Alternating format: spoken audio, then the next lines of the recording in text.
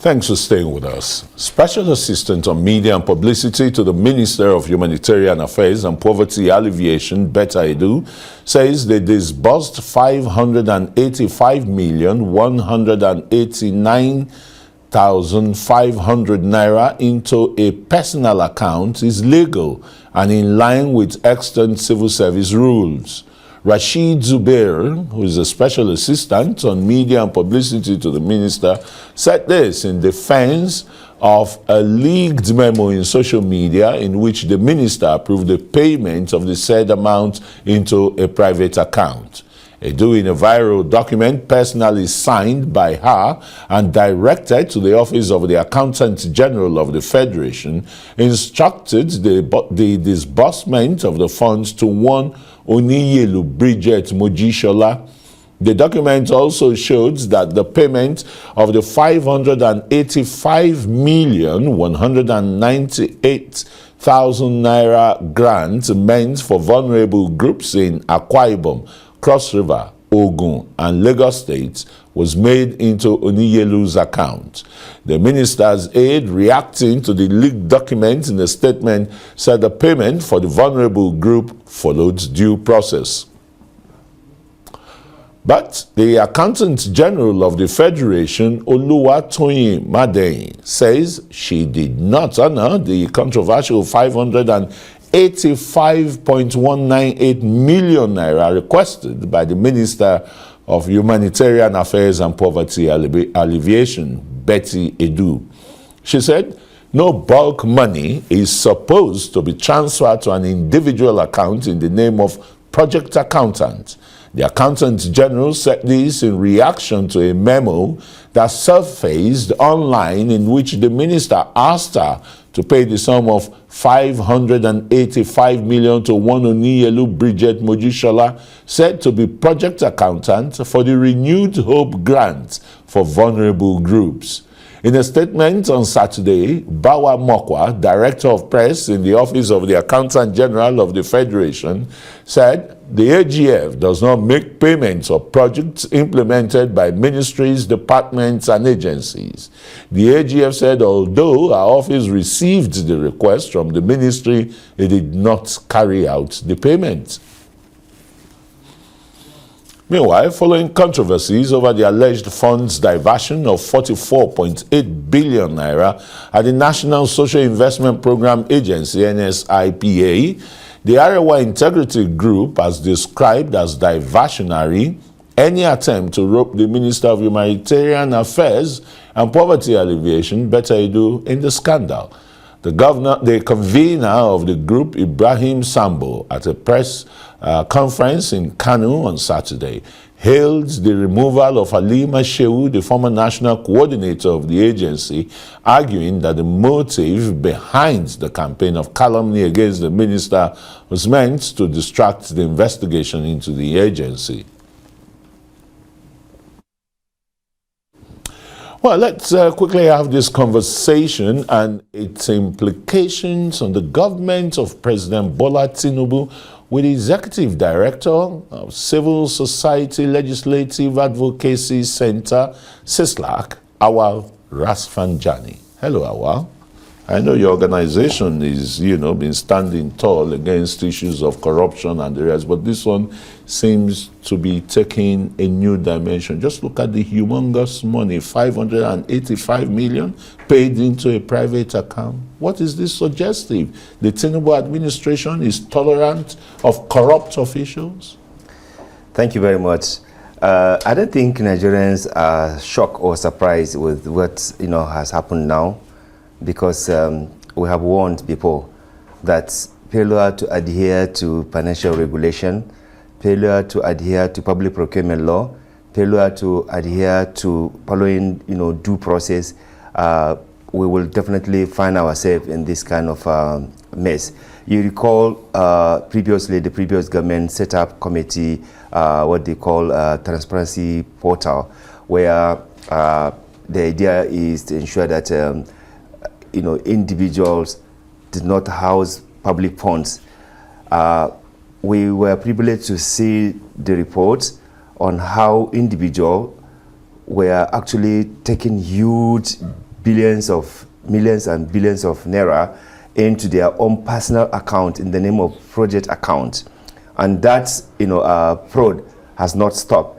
You have Central Bank of Nigeria, but the public officials, some of the public officials would rather go and open a personal account to carry huge billions of naira into their own personal account in the name of project account. Where are the crimes commission agencies in all this? They actually, as a matter of fact, EFCC, ICPC, NFIU, even the police fraud unit, for example. No, let me tell you, the committee was established, but the truth is that when there is no political will to stop it, they just turn a blind eye. So the committee was doing its work, and all these members of the anti-corruption agency were there, and at that time they tried to stop transferring billions into individual accounts, but unfortunately the system is so systematic that it can overwhelm and probably they can corrupt anybody. That's just so. That's how individuals were collecting money that is meant for public services, and good into their own personal account, and that has not stopped. So, for Ahmed Bola Tinubu administration, if you recall, we came to advise him to take stand against corruption and to make sure that he did not appoint people who will come and continue to rob the nation.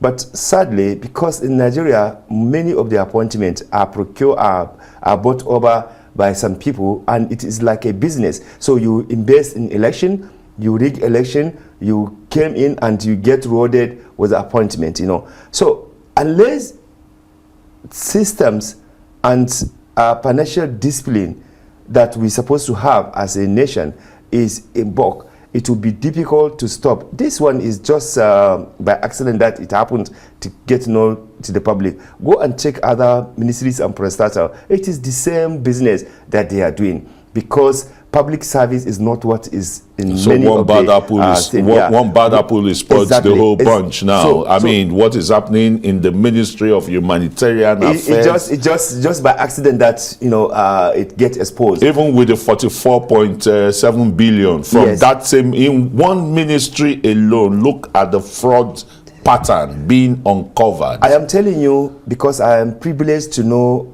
many of this kind of sin. It is documented, it is there, but no action has been taken even in the past. So now the new looters, when they came, of course, they will not stop doing that, because that's very instructive. There are new looters on the block now. New set of looters have arrived. We even heard one of the female ministers just bought a house less than 1 month when she was appointed minister at Aso Drive. I am telling you, this is a business they are doing with the public service. Now you pay bribe or you pay money to procure appointment. When you get appointed, you do everything possible, not only recover the money you paid for the appointment, but you also make profit. And that is why Nigerians will never see any dividend of democracy, because of the way and manner in which even poverty has been institutionalized, indecency has been established in the country and institutionalized. So we are running a system that encourages impunity, financial misappropriation, outright diversion and stealing of public funds. And that is why when civil society organizations try to advise government, those who benefit from the corruption, they go after civil society organizations, especially those organizations that speaks about the need to block the leakages to prevent the corruption from happening. EFCC, ICPC are doing their work, but they are overwhelmed by the number of crooks and criminals and the lack of political will to enable them do the work without interference. What you see at the federal level has some level of decency. At the state and local government, stealing has decency. Rafsanjani. No, I am telling you, because at the federal level, a lot of eyes are there, and you can get this in. You can know this in. But at the state level, at local government level, they do whatever they want, because even the civil society that are supposed to expose it, they are either limited or incapacitated to understand and expose they are this. Corrupted themselves. No, not corrupted. They are corrupted themselves. Well, I don't know about that, but the truth is that You have limited number of civil society that are knowledgeable on these issues, that they can be able to speak out about these issues, that they can be able to bring tangible evidence, because everything civil society are supposed to do, is supposed to be evidence-based. It's not just hearsay or any speculation. So you have limitation on many civil society organizations that can be able to do that work.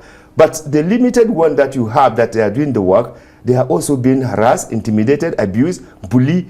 The last administration spokespersons there, in the last administration, you see how they come out shamelessly to abuse people because they say, let's prevent corruption, let's stop corruption. Now, under Tinubu administration, who is not even, interested, or he is not even making any commitment to the anti-corruption, you don't expect any seriousness again. But then, we cannot keep quiet. We must continue to raise this issue. We must continue to advise government to block the leakages, because civil society cannot do that. We don't have the power. We don't have the power of enforcement. We can only support the sincere effort of government to help ensure that corruption are actually, if not eliminated, but minimized in our country. We cannot be running a system where you'll be rewarding crooks and criminals, people who have corruption, cases, and now you are giving them political appointment at either a legislature or at executive level. This cannot continue. We have laws that's supposed to guide us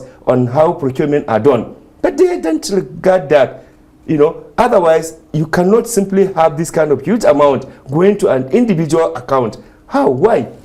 And the Accountant General of the Federation has denied of course, because approval, approving such. Because like I told you, I am privileged to have access to have some information on how some individual ministries and parastatals are actually putting money into the individual personal account. I have evidence I can without show. their knowledge? No. Without the individual's knowledge or in connivance? In the name of project account. You understand? Instead of having an account maybe with Central Bank of Nigeria with appropriate signatories, but you have an individual taking billions into his own or her own private account in the name of project account. Are the banks helping here, the commercial banks? Are they helping to stave off corruption, to expose corruption? Is doing its best.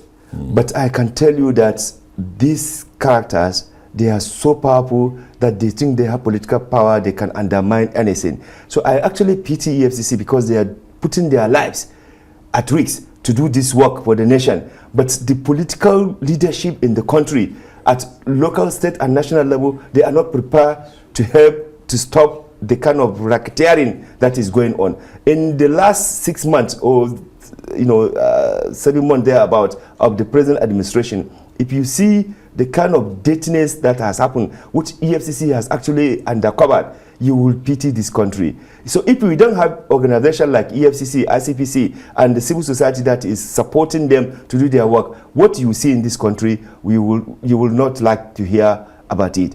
Even with this effort that EFCC and ICPC are making in the country, you can see this kind of reckless, shameless, outright looting and stealing of public funds going on. Now we've seen a socio-cultural group from Kano addressing. No, that's what they are not. I don't think they are. I think this. You see they are carpetbaggers, right? They rent also people. It's no anti-corruption organization. No anti-corruption organization fighting for corruption will come and be endorsing corruption.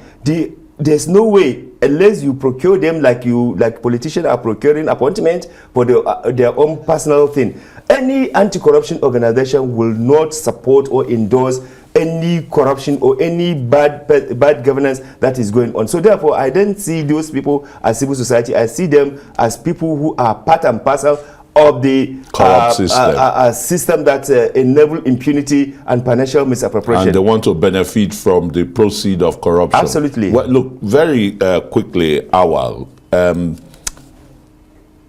in checkmating this kind of humongous frauds that is, unraveling, it's that we don't seem to have integrity in this country, that we don't find people throwing in the towel that, look, because of this scandal, I better go with my clean name and let the authorities investigate? No, unfortunately, we do not. Unfortunately, in this country, because many of the people you will see in government, either at local, state, or at national level, like I told you, they invested dirty money to capture political power for personal use. So the question of decency, the question of discipline, the question, of integrity is not in the psyche of many of these public officials, because what they have come and turned democracy for is to come and make money, and at the end of the day, when they deprive citizens from having education, healthcare system, water, they die, and their children start taking drugs with the money. So you deprive communities for healthcare system, you deprive them for education, and you deprive them for access to water, and you deprive them from decency. Now the money you have cornered, you have stolen the one that we went and keep in abroad. You may not even have access to it. The one that you have here, your children, they will inherit the money and go and be taking drugs and be womanizing and be doing, sponsoring violence at all levels. This is what is going on. This is the repercussion, the consequences of the ill-gotten wealth that some politicians are doing. Yeah. Thanks so very much, Auwal Rafsanjani, the Executive Director of CISLAC, for coming to shed more light on this unraveling saga of corruption in the Ministry of Humanitarian Affairs. Thank you. Thank you very much.